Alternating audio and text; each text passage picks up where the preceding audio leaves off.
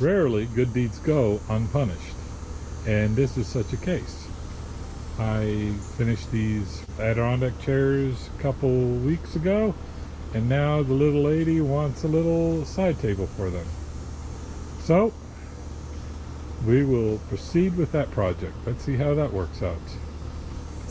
I really don't have a plan on how I'm going to build this table. I'm going to try to do it in the same style as the Adirondack chairs as much as possible, but really there's not much I can do.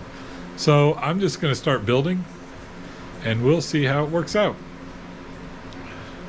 Wish me luck. You know, one thing that helps a lot when you're making YouTube videos is if you hit the little button on the top of your camera that says start recording.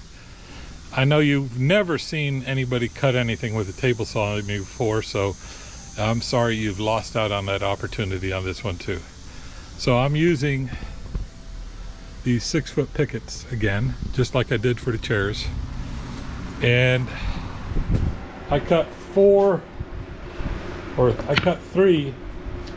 boards at 13 inches and 1 board at 12. I might cut one of these down to 12. We'll see what happens.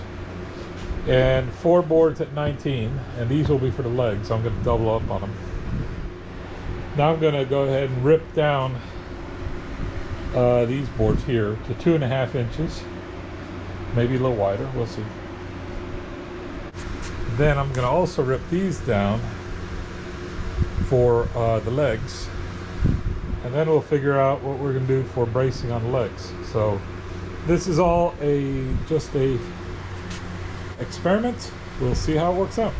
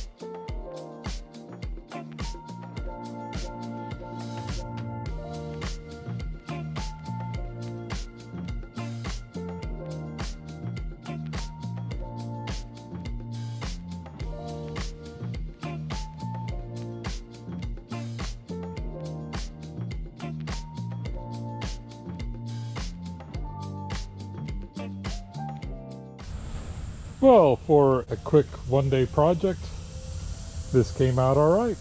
It looks like it was made for these Adirondack chairs. Well, it was. It's not perfect, but for outdoor furniture, it will do just fine.